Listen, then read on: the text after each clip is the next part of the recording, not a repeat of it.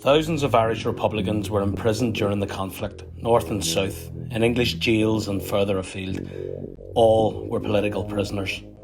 All showed courage, dignity and a determination to maintain the integrity of the Republican struggle. And prisoners were central to that struggle. The events of the 1981 hunger strike brought the prisoners centre stage in the struggle when the eyes of the world were on Long Kesh. The hunger strikers, as well as the other prisoners in Long Kesh and Armagh and in prisons across Ireland and Britain, fought for their right to be treated as political prisoners. They refused all attempts by the British government to criminalise the prisoners and republicanism. These attempts began in 1976 when the British government withdrew political status for prisoners convicted of political offences and sought to treat them as criminals. This policy of criminalisation was immediately resisted by Republican prisoners. When Kieran Nugent was sentenced and imprisoned in September 1976, he rejected being labelled a criminal and he refused to wear the prison uniform, the very symbol of criminalisation, telling the screws that they'd have to nail it to his back. He refused to wear the clothes of a convict, instead choosing only to wear a blanket.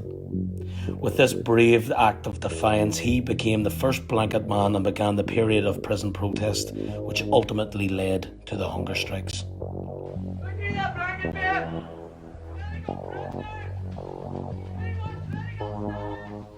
Soon other sentenced prisoners joined him on the blanket protest, and by the end of the year, more than 40 prisoners were on the blanket. They were joined on the protest for political recognition by the women in Armagh jail, who refused to carry out prison work. As a result, they were subjected to long hours in lockup, lost remission of their sentences, and they were subjected to a punitive regime. As Britain doubled down on its criminalisation policy, the resolve of the prisoners increased. Those on the blanket faced harsh conditions in that cold winter and faced a 24-hour lockup in their cells and were punished by having their furniture removed and being placed on a punishment diet regularly. They were also unable to receive visits from their families. As tensions rose, so too did the brutality of the screws, to the point where prisoners faced severe beatings whenever they left their cells. In March 1978, they began to refuse to leave their cells and, as a result, were unable to slop out. With prisoners unable to get rid of waste, they were forced to smear it on the walls of their cells, and so the no-wash protest began. Soon there were 300 prisoners on the blanket and no-wash protests, and the outside world began to take notice. In July 1978, the Archbishop of Armagh, Thomas Féin, visited Long Kesh and spoke of the inhumane conditions which he found there, comparing the conditions the prisoners were forced to live in with the slums of Calcutta. This brought even more attention to the prison protest, and in January 1980 the prisoners released a statement setting out their 5 demands in their campaign for political status. Soon the men in Long Kesh were joined on the no-wash protest by the female political prisoners in Armagh jail. As the protests escalated, the prisoners made the decision to put more pressure on the British government by embarking on a hunger strike in October 1980. 7 men stepped forward: Brendan Hughes, Tommy McKerney, Raymond McCartney, Tom McFeely, Sean McKenna, Leo Green and John Nixon. And they went on hunger strike for prisoners' 5 demands and political status. My 6 comrades are prepared to through us, and we are prepared to die to prove that we are special prisoners, and our 5 basic demands are just. As the brave prisoners went on hunger strike, campaign groups sprang up across Ireland and internationally. People took to the streets in support of the prisoners and their demands. Across the world, the media spotlight was shone on Long Kesh and the prisoners' hunger strike and the brutality of Thatcher's policies in Ireland. The hunger strike continued for 53 days and ended when Sean McKenna was near death after proposals from the British government. These proposals turned out to be hollow. only serving to increase the resolve of the prisoners to continue their campaign for political status. As 1981 began, the prisoners in Long Kesh and Armagh were so relieved that no one had died on the first hunger strike, but also frustrated by the British government reneging on its proposals. But their determination to resist the criminalisation of their struggle was higher than ever. And the prisoners' leader, Bobby Sands, knew what had to be done. He knew a second hunger strike would be necessary, and that it would be a hunger strike to the death. On March the 1st, 1981, in his cell in Long Kesh, Bobby Sands began his hunger strike. Aware of what lay before him, of the possibility of his own death and the callous hostility of Thatcher's government, Bobby Sands was determined to stand by his comrades. Despite 5 years of hardship on the blanket protest, the no-wash protest, and the daily brutality they faced from the screws, the prisoners were energised and got behind the protest. The female prisoners in Armagh also supported the hunger strike, continuing their no-work protest and highlighting the prisoners' 5 demands. And they found support far beyond Long Kesh and Armagh. Nationalists were angered at the cold indifference of the British government and got behind the prisoners.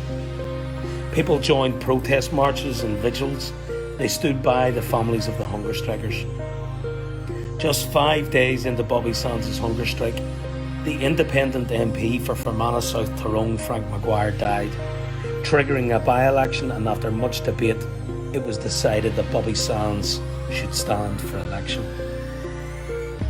As the campaign got underway, Bobby Sands was joined on hunger strike by Francis Hughes, Raymond McCreish and Patsy O'Hara, and support grew for the prisoners. Following the by-election on the 9th of April, Bobby Sands was elected as a Member of Parliament. Anti-H Block, Armagh, political prisoner, 30,000. His election brought huge public attention to the hunger strike from across the world, and pressure mounted on the British government. But it cruelly refused to move. On the 5th of May, after 66 days on a hunger strike, Bobby Sands died. His death led to an outpouring of grief across Ireland, and in Belfast, his funeral was attended by more than 100,000 people. It also increased the determination and resolve of the hunger strikers and their supporters. Just 2 days after the death of Bobby Sands, Joe McDonnell began his hunger strike, and by the end of the month, he was joined by Martin Hurson, Kevin Lynch and Kieran Doherty. Protests intensified across the north and across the world as efforts were made to prevent any further deaths. Tensions also increased on the streets, and a number of people lost their lives during the hunger strike. On the 8th of June, Thomas McElwee joined the hunger strike 3 days before a general election was held in the south. Several hunger strikers and protesting prisoners stood in the election, and Kieran Doherty was elected as TD for Cavan Monaghan and Paddy Agnew for Louth. And the by-election which followed the death of Bobby Sands showed that public support was not merely an emotional reaction when his election agent Owen Corran was elected with an increased majority. Michael Devine joined the hunger strike on the 20th of June as protests and demonstrations in support of the prisoners intensified. As the hunger strike continued, the scale of the tragedy in the H blocks of Long Kesh was shown to the world with the death of each hunger striker.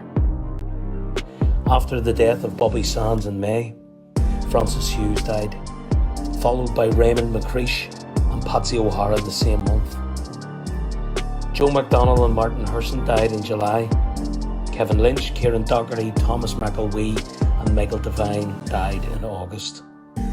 All died as political prisoners. They gave their lives selflessly for their comrades, for what they believed in, and for the Republican struggle. They did so with courage, dignity and determination. Their sacrifice is remembered and respected throughout Ireland and across the world today, 40 years on.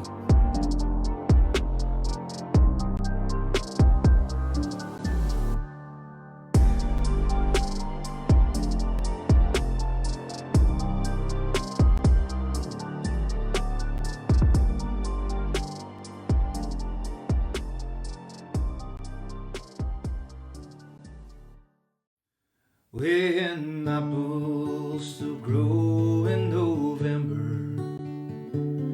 when blossoms still bloom on each tree, when leaves are still green in December, let's send that our land will be free. I wander her hills and her valleys, and still through my sorrow I see a land that has never known freedom, and still only our rivers run free. I drink to the death of her manhood, those men who would rather have died than to live in the cold chains of bondage, to bring back their rights were denied. Oh, where are you now that we need you? And what burns where the flame used to be? Are you gone like the snows of last winter, and still only our rivers run free? How sweet is life, but we're crying. How mellow the wine, but we're dry. How fragrant the rose, but it's dying. And how gentle the wind, but it sighs. What good is in youth when it's aging? And what joy is in eyes that can't see, when there's sorrow in sunshine and laughter, and still only our rivers run free, and still only